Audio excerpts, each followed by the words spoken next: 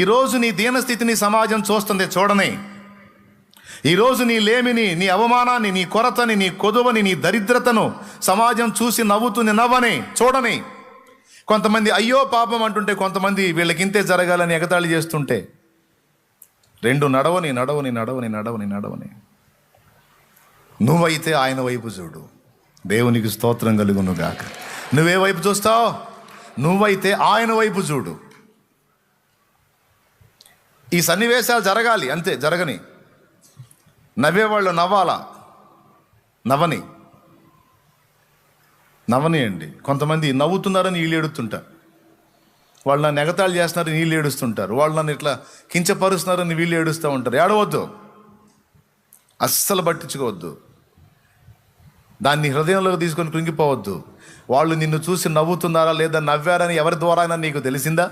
సంతోషించు. దేవునికి స్తోత్రం. రైట్, వెరీ గుడ్, నా దేవుడు కార్యం చేయబోతున్నాడు.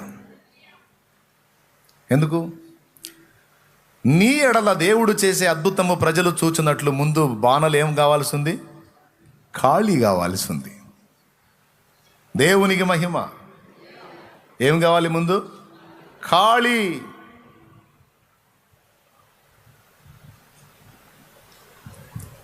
పూర్తిగా ఖాళీ, ఏం లేదు ఇక. కొంతమంది పరిస్థితి అంతే ఉంది. ఏముందన్నా ఏం లేదు, మొత్తం ఖాళీ. టోటల్ లైఫే కొలాప్స్, జీవితమే ఖాళీ అయిపోయింది. ఆర్థిక స్థితే కాదన్నా, అన్ని విషయాల్లో ఖాళీ అయిపోయాను. డోంట్ వరీ, అన్ని విషయములలో నీవు నింపబడినట్లు దేవుడు నిన్ను ఖాళీ చేయని. నీ ఆర్థిక స్థితే కాదండి, ఆర్థిక స్థితిని ఆశీర్వదించడానికి ఆర్థికంగా ఖాళీ అయిపోద్ది. అలాగే వ్యక్తిగతంగా నిన్ను ఆశీర్వదించి అనేకులకు దీవెనకరమైన పాత్రగా నిన్ను చేయడానికి దేవుడు నిన్ను కూడా ఖాళీ చేస్తాడు. వట్టి పాత్రగా అయిపోయేటట్టు అనుమతిస్తాడండి. నీ జ్ఞానం, నీ తెలివితేటలో, నీ పాండిత్యం, నీ పనితనం, టోటల్ అన్నీ ఏది ఉపయోగించినా బుస్సే. చివరికి అన్నీ, ఒకప్పుడు నీ తెలివితేటలు, నీ జ్ఞానం, నీ పాండిత్యం, నీ మేధస్సు అన్నిటిని చూసుకొని మనం కాస్త పర్లేదని కాలర్ ఎగరేసిన నీకు, నీ తెలివితేటలు చూసి నీకే సిగ్గొచ్చేటట్టు చేస్తాడు. చివరికి అన్ని విషయాలు విరిగిపోయేటట్టుగా దేవుడు అనుమతిస్తాడు నీ లైఫ్లో. ఇది నిజం. ఎందుకంటే నువ్వు దేవుని బిడ్డవి, ఆయన రెక్కల కిందికి వచ్చావు, ఆయన చేత ఏర్పరచబడ్డావు, ఆయన ద్వారా విమోచించబడ్డావు. నీ మీద బోల్డ్ అంత ప్లాన్ ఉంది, ప్రణాళిక ఉంది, బోల్డ్ అంత ఉద్దేశాలు ఉన్నాయి నీ విషయంలో. కన్ఫర్మ్. మరి అవన్నీ నెరవేరాలంటే నీ శక్తితో కాదు, ఆయన శక్తితో కావాలి. నీ శక్తి ఖాళీ కాకుండా ఆయన శక్తితో నువ్వు నింపబడలేవు. మోషేని చూడండి, ఐగుప్తీయుల సకల విద్యలను అభ్యసించాడంట. ఐగుప్తీయుల సకల విద్యలను అభ్యసించి మాట్లాడుట యందు నేర్పరితనం కలిగి ఉన్నాడట. అన్నిట్లో పనోడు. 40 ఏళ్ళు. అప్పట్లో 40 ఏళ్ళు అంటే పూర్తి యంగ్స్టర్ అన్నమాట. మనిషి మామూలుగా లేడు, అన్ని విషయాల్లో పర్ఫెక్ట్గా ఉన్నాడు అన్నమాట. అయితే అదంతా మోషే స్వంత శక్తి, సొంత జ్ఞానం, ఐగుప్తు జ్ఞానం. మోషే నింపుకున్నది ఏ జ్ఞానం అండి? ఫస్ట్ ఐగుప్తు జ్ఞానం. ఐగుప్తు దేంతో పోల్చబడింది? లోకంతో పోల్చబడింది. మనలో నిండి ఉన్న లోక జ్ఞానం రాతి బాణలు ఖాళీ అయినట్టు ఖాళీ అయిపోవాలి. అర్థమైందా? అది ఖాళీ అయితేనే మనలో దైవ జ్ఞానం నింపబడేది, పైనుండి వచ్చే జ్ఞానం నింపబడేది. ఎప్పుడు?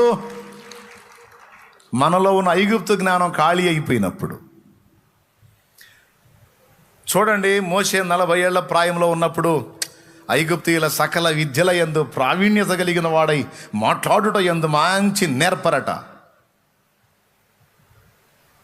మరి ఇశ్రాయేలు ప్రజల్ని బయటికి తీసుకొని రావటానికి అది పనికొచ్చిందా? ఆ విద్యలు, ఆ జ్ఞానం, ఆ పనితనం కొంప ముంచింది. ఏం చేసిందో తెలుసా? ఒక ఐగుప్తీయుడు ఒక ఇశ్రాయేలీయుడిని కొడతంటే పొయ్యి వాడిని చంపి ఇసుకలో బూడ్చిపెట్టాడు. అంటే ఏ పంథాన్ని ఎంచుకున్నాడు? ఒక్కొక్కరిని చంపడానికి ఎంచుకున్నాడు. అంత పెద్ద ఐగుప్తు సామ్రాజ్యాన్ని, అంత పెద్ద ఐగుప్తు అప్పట్లో టాప్ 1లో ఉంది అది. మరి ఒక్కొక్కడిని అంటే ఇప్పుడు వాళ్ళందరినీ బయటకు తీసుకొని రావాలంటే ఎంతమందిని చంపాలి ఈ పోటుగాడు? ఒక్కసారి ఊహించండి, ఎంతమందిని చంపగలడు? కష్టం. హాస్యం ఏంటంటే ఒకరిని చంపాడు, విషయం బయటికి పొక్కింది, ఇక మోషేని చంపడానికి వాళ్ళు రెడీ అయ్యారు. సో ఇది మోషే జ్ఞానం, ఐగుప్తులో సంపాదించిన మోషే జ్ఞానం అది. మరి ఆ జ్ఞానం ఎట్ట పనికి వచ్చిందండి? దేవుడు ఆలోచించాడు, రైట్, మోషే మంచి కసుబుసులు ఆడుతున్నాడు కుర్రోడు, కోటు పొడుస్తాను, వీళ్ళందరినీ బయటికి తీసుకెళ్తానని ఆవేశపడుతున్నాడు. అర్జెంటుగా మోషేని ఇక్కడి నుంచి పక్కకి తీసుకెళ్ళాలి. తీసుకెళ్ళి ఏం చేయాలి? ఈ 40 సంవత్సరాలు ఐగుప్తు జ్ఞానంతో నింపుకున్నటువంటి మోషేని పక్కకి తీసుకెళ్ళి ఐగుప్తు జ్ఞానం మొత్తాన్ని ఖాళీ చెయ్యాలి. స్తోత్రం, చెప్పు గట్టిగా. మనలో కూడా మనం క్రీస్తులోకి రాక మునుపు బాగా లోకపు చెత్తతో నింపుకొని ఉంటాం తలకాయల్ని. అదే ఐగుప్తు జ్ఞానం అంటే లోక జ్ఞానం. ఆ లోక జ్ఞానంతో మనం బాగుపడటం కాదు, పెందలాడు ఒక దారి అయిపోతాం. ఇప్పుడు మనం బాగుపడాలన్నా, 10 మందిని బాగు చేయాలన్నా మనకి లోక జ్ఞానం పనికిరాదు, దైవ జ్ఞానం కావాలి. దైవ జ్ఞానం కావాలంటే ఏం, మనలో ఉన్న లోక జ్ఞానం ఏం కావాలి? ఖాళీ అయిపోవాలి. 40 ఏళ్ళు మోషే పొందిన ఐగుప్తు జ్ఞానాన్ని వెళ్ళగొట్టడానికి మిద్యాను దేశంలో 40 ఏళ్ళు పట్టింది దేవుడికి. క్లియర్గా ఉంది చూడండి సంఖ్య. 40 ఏళ్ళు మోషే తలకాయలో ఎక్కినటువంటి ఐగుప్తు చెత్త అంతా వెళ్ళగొట్టడానికి మిద్యాను తీసుకెళ్ళి అక్కడ 40 ఏళ్ళు ఉంచాడు. మొత్తం 80 ఏళ్ళు వచ్చినాయి. ఇప్పుడు 80 ఏళ్ళకి మొత్తం ఖాళీ అయిపోయాడు. అంతకుముందేమో దేవుడు పిలవకముందే వచ్చి ఇశ్రాయేలును రక్షించడానికి ట్రై చేశాడు. అంతకుముందు దేవుడు పిలవకముందే దూకాడు రంగంలోకి, అవునా? ఇప్పుడేమో అయ్యా నువ్వు ఐగుప్తుకి వెళ్ళాలి, ఐగుప్తుకి వెళ్ళి వాళ్ళని రక్షించాలి రా అంటే పిలిస్తే కూడా రానంటున్నాడు. ఒకటికి 4 సార్లు అడ్డం చెబుతాడు, ప్రభువా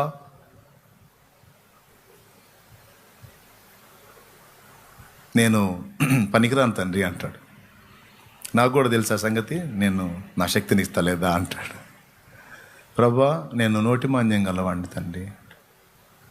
నరుడికి నోరిచ్చింది ఎవరు? నేనే. నీకెందుకు? నీ అన్న ఆయన అహరోను లేడా? అహరోని నీకు తోడుగా ఇస్తాను, నీకు మాట్లాడాల్సింది ఆయన చెప్పు. ఆయన చెబుతాడు, రా అంటాడు.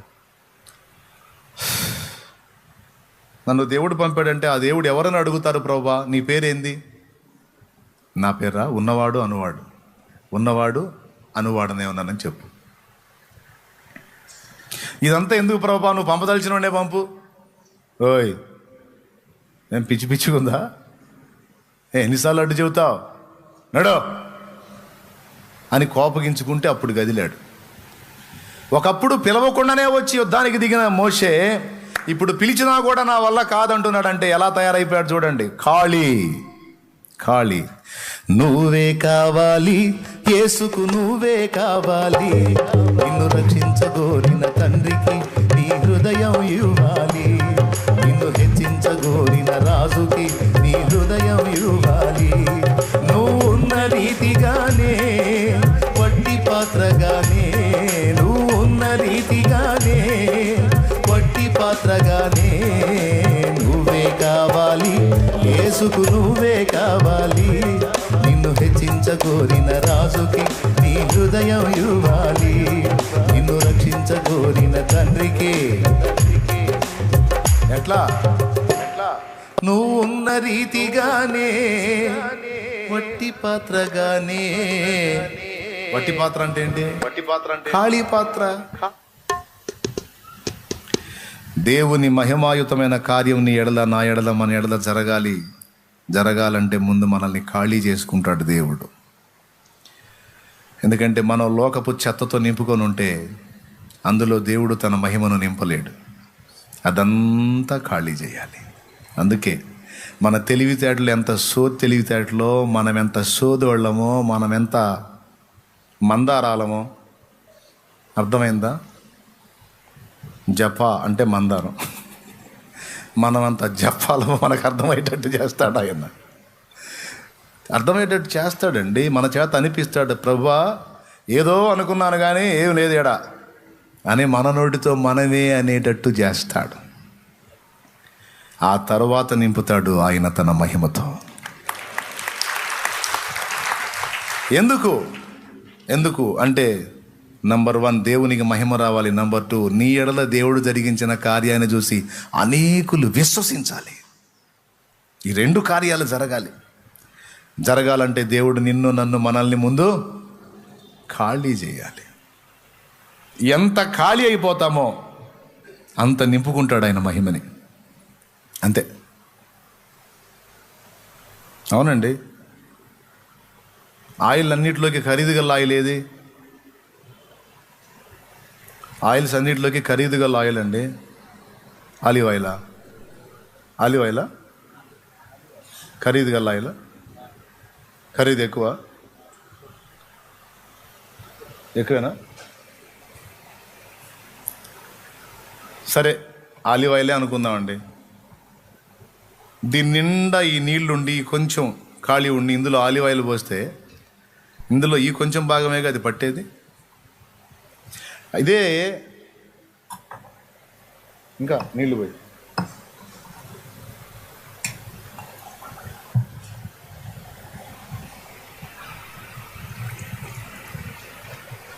ఇదిగో ఇంత మాత్రం ఖాళీ ఉంటే ఈ కొంచెమే కదా మనం ఆయిల్ పోస్తే నిండేది అంతవరకే కదా. అంతేనా? ఇంకేమన్నా ఎక్కువ ఉంటుందా? పట్టిద్దా? ఇది మొత్తం ఆలివ్ ఆయిల్తో నింపాలంటే చాలామంది ఇలా నింపుకొని చెత్త అంతటి నింపుకొని ఇట్టొచ్చి దేవుని ముందుకు, ప్రభువా కొమ్మరించు నాయన, దిమ్మరించు, నింపు నాయన, నింపు అంటుంటారు. స్తోత్రం. ఆయన అంటాడు ఆడ ఖాళీ ఏదిరా, ఆడ ఖాళీ ఏది? పనికి మళ్ళీ చెత్తతో ఫుల్గా నింపుకొని కొద్ది గొప్ప ఖాళీ పెట్టి నింపు తండ్రి, నిలువెల్లా నింపు తండ్రి, ఖాళీ ఆడుందిరా అంటాడు.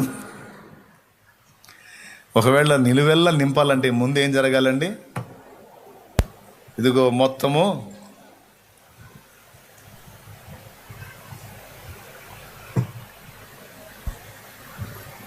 ఖాళీ చేయబడాలి. మొత్తం ఖాళీ అయిపోయింది అనుకో, ఇక ఇలా రావాలా, అయిపోయింది తండ్రి, ఇక మన సొంత తెలివితేటలు లేవు, తెలివితేటలు, జ్ఞానం, ఇతరుల సలహాలు అన్నీ అయిపోయినాయి. ఇప్పుడు ఒట్టి పాత్రగా అయిపోయా తండ్రి, ఖాళీ పాత్రను అయిపోయాను తండ్రి. ఆర్థికంగానే కాదు, జ్ఞాన విషయంలో, జీవితం విషయంలో టోటల్ బ్రతుకంతా ఖాళీ అయిపోయింది దేవా, ఒట్టి పాత్రగా అయిపోయాను తండ్రి, నీకు స్తోత్రం అని నువ్వు దేవుని ముందుకు వస్తే అప్పుడు నింపుతాడు నిన్ను. ఇక మొత్తం ఆలివ్ ఆయిలే, ఇక మొత్తం దేవుని మహిమే, దేవునికి స్తోత్రం కలుగునుగాక. హల్లెలూయా. మరి ఇప్పుడు మొత్తం దేవుని శక్తితో, దేవుని ప్రభావంతో, దేవుని జ్ఞానంతో నింపబడినట్లు మొట్టమొదట మనం కలిగి ఉన్నది ఏం కావాల్సి ఉంది? ఆ ఖాళీ చేసే ప్రక్రియ మనకు అర్థం కాదు. కూర్చొని ఏడుస్తూ ఉంటారు. ఒకప్పుడు బాగానే తెచ్చాగా తండ్రి, ఏంది నాయన నా బతికి ఎట్టయిపోతుంది, ఏం తండ్రి అసలు ఎందుకు చేస్తున్నావు నాయన, నువ్వు రచ్చిస్తావంటే మేము పగబట్టావా ఏంది నాయన, నన్నేంది ప్రభు ఇట్ట చేస్తున్నావు అని కూర్చొని మొత్తుకుంటూ ఉంటారు జనం. అది గొడవ. ఆయన అంటాడు, ఆయన ఏం మాట్లాడు, ముందు ఆయన ఖాళీ చేసే పనిలో ఉంటాడు. ఈ ఖాళీ చేస్తుంటే కుయ్యో మర్రో. ఎందుకు చేశాడు ఖాళీ? ఏం ఆశించి చేశాడు అంటే నిన్ను ఆయన తన మహిమతో నింపాలనుకున్నాడు, నిన్ను మహిమపరచాలనుకున్నాడు, నీ ద్వారా ఆయన మహిమ తెచ్చుకోవాలనుకున్నాడు. నేనైతే నాయన ఏకాంతంగా పోయి చాలాసార్లు నాలాంటోడు ఒకడు బతికుంటాం అవసరం అంటావా? నాకై నేను పోతే నరకానికి పోతాను, ప్రాణం తీసుకుంటే ఆత్మహత్య ద్వారా నా ప్రాణం నువ్వు తీసుకోవచ్చు కదా దేవా అని ప్రార్థన చేశా. నన్ను చంపునాయనా, నా ప్రాణం తీసుకో, నా వల్ల కాదు ఈ బాధలని ప్రార్థన చేశా. ఈరోజు ఏడుస్తూ మొత్తుకుంటూ గందరగోళం అయ్యేవాళ్ళు చాలామంది ఉన్నారు. బాధలు తట్టుకోలేక, అవమానాలు తట్టుకోలేక, ఇబ్బందులు పడలేక, ప్రాణం పోతేనన్నా బాగుండు దేవుడా అని ఎదురు చూసేవాళ్ళు ఉన్నారు. డోంట్ వరీ తమ్ముడు, నువ్వు దేవుడిని నమ్ముకున్నావు, నిజమైన దేవుడిని నమ్ముకున్నావు సోదరి, భయపడవద్దు, కృంగిపోవద్దు. ఏ అవమానం వస్తుంది, వాళ్ళు అంటున్నారు వీళ్ళు అంటున్నారు నాకు చాలా అవమానంగా ఉంది అని నువ్వు అన్నావు అనుకో, నీలో ఇంకా ఏముంది? అహం ఉంది. ఆ అహం అవమానాన్ని తట్టుకోలేకపోతుంది. అహం విరిగిపోయిందనుకో, అవమానం కూడా నీకు నొప్పి అనిపించదు. అర్థమైందో లేదో, మరి అర్థమైందో లేదో. ఏదైనా మనకి ఎదురయ్యే వాటికి మనం స్పందిస్తున్నాం చూడు, ఆ స్పందనలు మనలో ఏమున్నాయో మనకు బయలుపరుస్తాయి. అవతలి వాడు కించపరిచి మనల్ని మాట్లాడినప్పుడు మనకు కనీసం చీమ కుట్టినట్టు కూడా లేకుండా మనం ప్రశాంతంగా ముందుకు సాగామనుకో, మనలో అహం విరిగిపోయినట్లు. దేవునికి స్తోత్రం కలుగును గాక. చెప్పు, గట్టిగా చెప్పు, చెప్పు, ఇంకోసారి చెప్పు. అహం మనలో సజీవంగా ఉందనుకో, ఎవరు ఇంత మాట అన్నా సరే విలవిలవిలవిలాడిపోతాం. కూడు తినం, నీళ్లు తాగం. ఏమైందంటే ఫలానోడు ఇలా అన్నాడు, ఫలానోడు ఇలా అన్నాడు. ఎవరి నాయన వాడి సౌండ్ చూడు ఎట్ట కొడుతుంది ఇక్కడికి. దేవునికి స్తోత్రం. పిల్లలు బెస్ట్ స్పీకర్లు అండి. ఎక్కడొచ్చాగాం, వాడు నన్ను ఇలా అన్నాడు, వాడు నన్ను ఇలా అన్నాడు, నన్ను అంటాడా, నన్ను అంటాడు అంటే ఏముంది ఇక్కడ? ఏముంది? యా, అది విరిగిపోయినోడు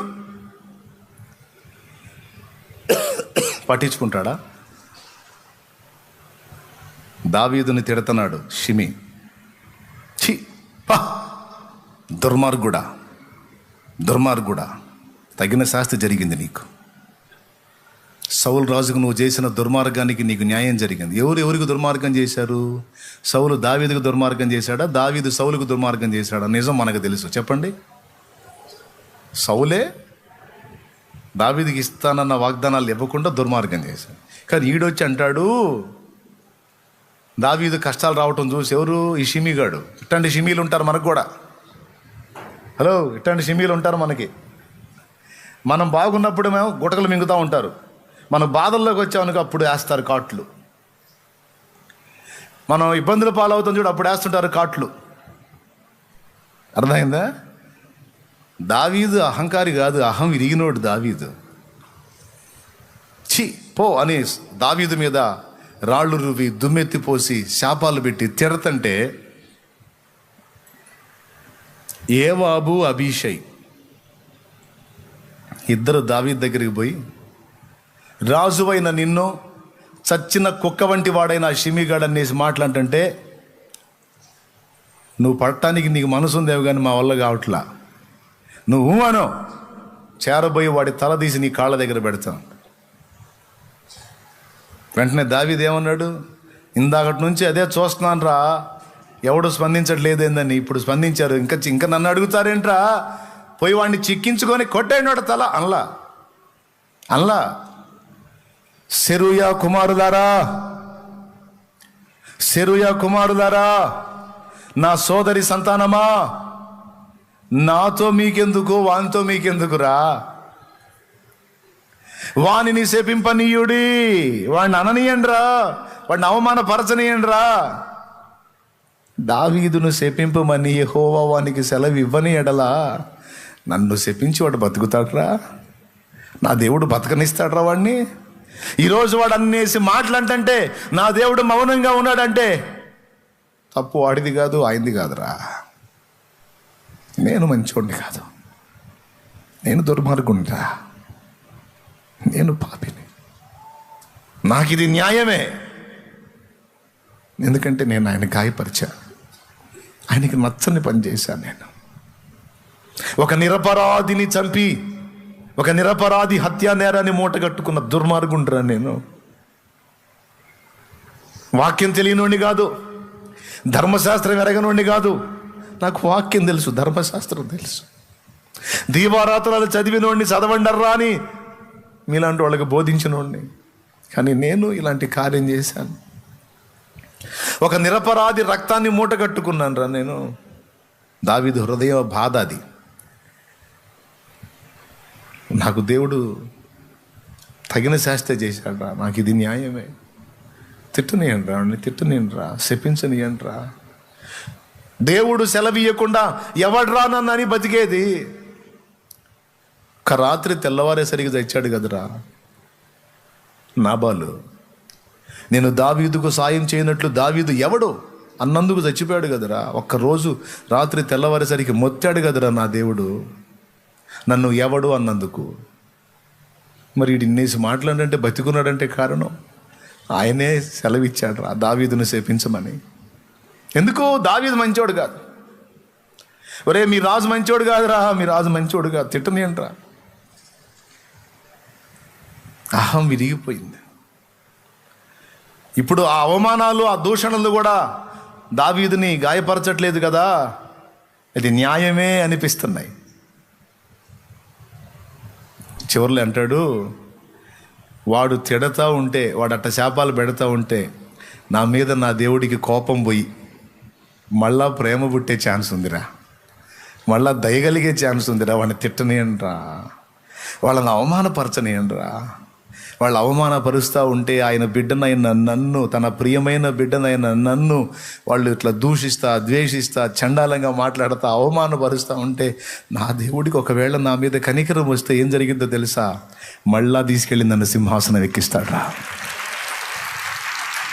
నేను తిరిగి సింహాసనం ఎక్కునట్లు వారిని తిట్టనియండి, తిట్టే వాళ్ళని తిట్టనియండి, ప్రచారం చేసుకునే వాళ్ళని చేసుకొనియండి, దూషించే వాళ్ళని దూషించనియండి. నాకేమి ఇబ్బంది లేదు, నాకేమి అహం నొచ్చుకోవట్లా. నా అహం విరిగిపోయింది. యెహోవా నా శ్రమను లక్ష్య పెట్టునేమో, వాడు పలికిన శాపమునకు బదులుగా యెహోవా నాకు మేలు చేయునేమో. మీరెందుకురా నాకు వచ్చే ధన్యత పోగొడతారు? వాడు ఫ్రీగా తిట్టి పెడుతుంటే నన్ను. దేవునికి స్తోత్రం. ప్రియులారా, ఎందుకు ఈ మాటలు చెప్తున్నానో తెలుసా? అవతలి వాడు ఒక మాట అన్నప్పుడు మనం గాయపడిపోతున్నామంటే మనలో అహం ఇంకా విరగలేదని అర్థం. అహం విరిగితే మనలో స్పందన ఉండదు. ఓకే దేవా, న్యాయమే, వాడు నన్ను తిట్టాడంటే న్యాయమే, అన్నాడంటే న్యాయమే, యోగ్యురాలనే అన్ని అనుమతించి మనం ఖాళీ అయ్యామో లేదో చూసుకుంటాడు ఆయన. పక్క అన్నిటిని అనుమతించి ఖాళీ అయ్యామో లేదో చూసుకుంటాడు. అయిపోయిందిరా, అన్నీ విరిగిపోయినాయి, వీడికి మొత్తం ఖాళీ అయిపోయాడు అనుకుంటే అప్పుడు నింపుతాడు తన మహిమ, తన కార్యాలు అప్పుడు స్టార్ట్ అవుతాయి. హల్లెలూయా, హల్లెలూయా. ఇప్పుడు చెప్పండి, దేవుడు మన ఎడల గొప్ప కార్యములు జరిగించి ఆయన మహిమ పొందినట్లు, మన దీన స్థితిని తిరిగి నార్మల్ స్థితికి దేవుడు తీసుకొచ్చినప్పుడు చూచిన వారు విశ్వసించినట్లు ఖాళీ చేయాలా లేదా? ఎంతమంది ఒప్పుకుంటారు? మరి ఖాళీ చేస్తుంటే అల్లాడిపోతారే, సణుక్కొని కొనుక్కొని సావో బతుకో అనుకుంటారే, సావన్న రావట్లేదు అనుకుంటారే. వద్దు, ఖాళీ చేయనియండి దేవుడిని. దేవా నీ దాసురాలనయ్యా, నీ దాసుడినయ్యా, కానీ అయ్యా నీవు నేల మట్టుకు తగ్గించబడుటను జనం చూడాలి.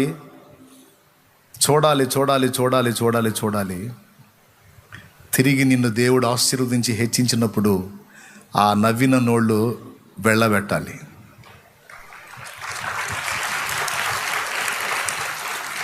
జరగాల లేదా? ఎంతమందికి నిరీక్షణ ఉంది? ఎంతమందిలో ఇంకా విశ్వాసం బతికుంది?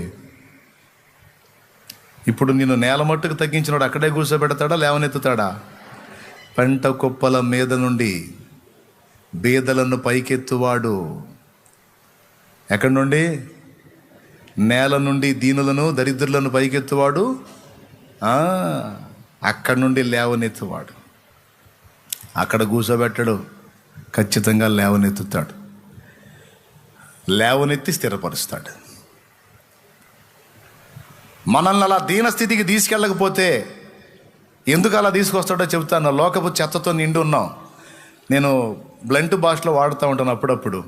మిడిమాలం, నడమంత్రం అని ఉంటాయే, అవి బాగా నెత్తినండి ఎక్కువ ఉంటాయి తమ్ముడు, మనకు బాగా ఎక్కువ ఉంటాయి, నా క్షణానికి అంటుంటాయి. అవి మనకి ఈ అనుభవాలు చూపించకుండా అలాగ పైకి ఎత్తేసాడు అనుకో, అమ్మో మన మిడివేలం దెబ్బకి ఎవడు తట్టుకోలేడు. ఇక మన నడమంత్రం దెబ్బకి అసలు ఎవడు తట్టుకోలేడు.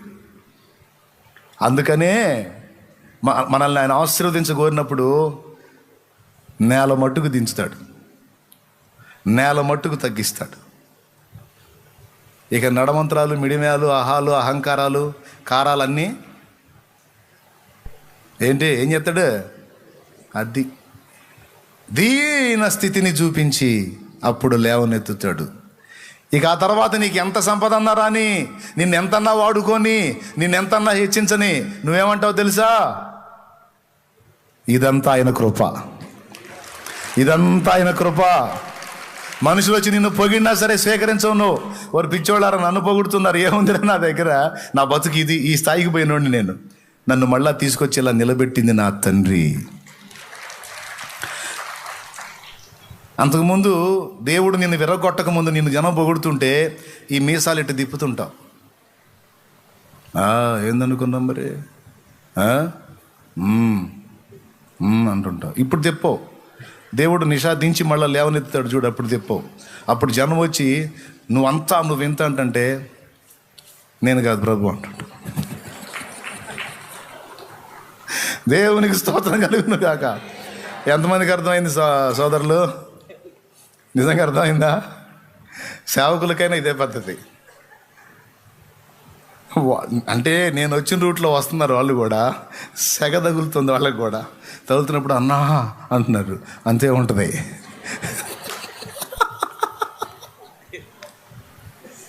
అన్నా అంతే ఉంటుంది.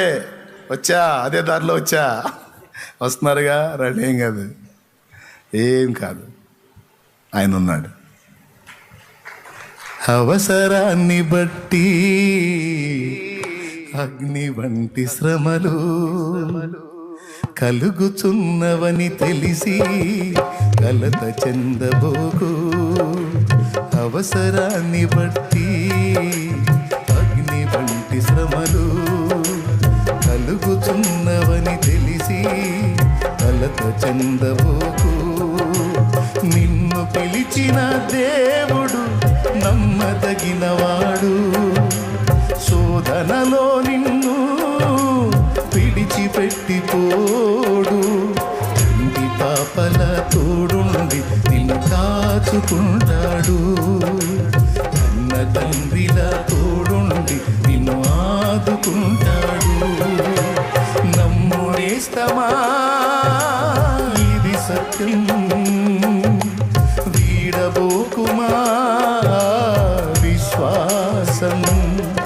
నీ ఆశ నిరాశ కానే కాదు, వేదన ఎందుకు, నీ కన్నీరు కలకాలం ఉండదు, కలతే చెందకు. Praise the lord. ప్రియులారా, గ్రహించారు కదా? ఇప్పుడు చెప్పండి, మనకు వచ్చేటువంటి పరిస్థితులు ఇలా ఎందుకు వస్తాయి? ఆయన మహిమ కొరకు వస్తున్నాయి, మనల్ని ఖాళీ చేయడానికి వస్తున్నాయి, తన ప్రభావంతో మనల్ని నింపటానికి వస్తున్నాయి. అంతేకాదు, ఒకప్పుడు మన దీన స్థితిని చూసి అయ్యో పాపం అనుకున్నారు. చూసావు, ఎగతాళి చేసిన వాళ్ళు ఎగతాళి చేస్తే కొంతమంది అయినా జాలిపడ్డోళ్ళు ఉన్నారు. చూసి అయ్యో పాపం అనుకున్నోళ్ళు, వాళ్ళందరూ ప్రభు వైపు తిరుగుతారు. కానాలోని మొదటి సూచక క్రియ యేసు చేసి తన మహిమను బయలుపరిచినప్పుడు ఆయన శిష్యులు ఆయన యందు విశ్వాసం ఉంచి అని రాసింది. కొంతమంది మహిమను చూడండి మారు మనసు పొందరు. చూపిస్తాడు, నీ జీవితాన్నే 10 మందికి ఒక సాక్ష్యంగా చూపిస్తాడు. తమ్ముడు, చెల్లి, కృంగిపోవద్దు, నిరాశపడొద్దు, దిగజారిపోవద్దు. ఓదార్పు కోసం చెప్పట్లా, ఏదో మీ కన్నీళ్ళట తుడవటానికి చెప్పట్లా, ఉన్న సంగతి చెప్తున్నా, దేవుడు చెయ్యబోతున్న సంగతి చెప్తున్నా. నా హృదయంలో దేవుడు చిన్న వాక్కు చెప్తున్నా. నేను ఇక్కడ కూర్చున్న మీరే కదా, లైవ్లో వేలాది మంది ఉంటారు, తర్వాత వేలాది మంది చూస్తారు. ఎవరిని ఉద్దేశించి నా తండ్రి ఈ మాటలు మాట్లాడుతున్నాడో వారు ఖచ్చితంగా ఈ వాక్కును పొందుకుంటారు యేసు నామములో. హల్లెలూయా. మోషే ఖాళీ చేయబడకుండా దేవుని శక్తిని, జ్ఞానాన్ని, బలాన్ని పొందలేడు. ఐగుప్తు రాజు ఆహాన్ని దించి అంత పెద్ద ఇశ్రాయేలు జనాంగం మొత్తాన్ని బయటికి తీసుకొని రావాలంటే మోషే ఎక్కించుకున్న ఐగుప్తు జ్ఞానం చాలదు, అది లోక జ్ఞానం పనికి రాదు. ఐగుప్తు రాజుని శాసించాలంటే లోక జ్ఞానానికి మించిన దైవ జ్ఞానం కావాలి. ఎందుకంటే ఐగుప్తు రాజు దగ్గర మోషేకి విద్య నేర్పిన గురువులు ఉన్నారు. ఒకవేళ మోషే వెళ్ళి తన ప్రతాపాలు అక్కడ చూపించడానికి ట్రై చేస్తే అంతకు మించిన ప్రతాపం కలిగిన గురువులు అక్కడ ఉన్నారు. అసలు మోషేకి చదువు నేర్పింది వాళ్ళేగా. వాళ్ళెట్ట బతకనిస్తారు మోషేని? అందుకని మోషేని పక్కగా తీసుకొచ్చి 40 ఏళ్ళు ఖాళీ చేసి దేవుడు తన శక్తితో, జ్ఞానంతో, మహిమతో నింపి ఐగుప్తుకు పంపిస్తే మోషే చేసిన కార్యాలు ఐగుప్తు మంత్రగాళ్ళు కూడా కొన్ని చేసి ఫస్ట్ టైం అనుకున్నారు, మా దగ్గర నేర్చుకుని పోయి మా మీదే ప్రయోగిస్తున్నావే నువ్వు. మోషే కర్రల్ని పాముల్ని చేయటం, నీళ్ళని రక్తంగా మార్చటం, ఈ ముచ్చట్లన్నీ మాకు కూడా వచ్చు అని వాళ్ళు చేశారు. చివరికి ఐగుప్తు ధూళిని మోషే కొట్టినప్పుడు అది వారి శరీరంలో, వారి తలల మీద పేలైంది చూడు, పేలు. ఆ పని వాళ్ళు కూడా చేయడానికి ట్రై చేస్తే అది వారి వల్ల కాల. అప్పుడు అన్నారు, రాజా రాజా మోషేది మాంత్రిక విద్య, మాలాంటి విద్య అనుకున్నాం కానీ కాదు, మోషే పక్షాన దేవుడు ఉన్నాడు, మోషే పక్షాన కార్యము చేయుచున్నది దేవుని వ్రేలు. దేవుని వ్రేలు అంటే అధికారము దేవునిది. ఇప్పటిదాకా మా దగ్గర నేర్చుకున్న విద్యలు ప్రదర్శిస్తున్నాడు అనుకున్నాం, అందుకే ఎదురు తిరిగాం. కానీ ఇప్పుడు అర్థమవుతుంది, మోషే కలిగి ఉన్నది మాలాంటి మాంత్రిక విద్య కాదు సుమా, సాక్షాత్తు ఇశ్రాయేలీల దేవుడైన యెహోవాయే మోషే పక్షాన ఉన్నాడు. అమ్మో, అది దేవుని వేలు. దానికి ఎదురెళ్ళావంటే అవుట్. అర్జెంటుగా వాళ్ళని పంపించేసాయి. ఎవరి వేలు కనపడితే దిగింది వాళ్ళకి నిష. దేవుని వేలు కనపడాలంటే మోషే తన కలిగి ఉన్నది ఏం కావాలి? అది రహస్యం.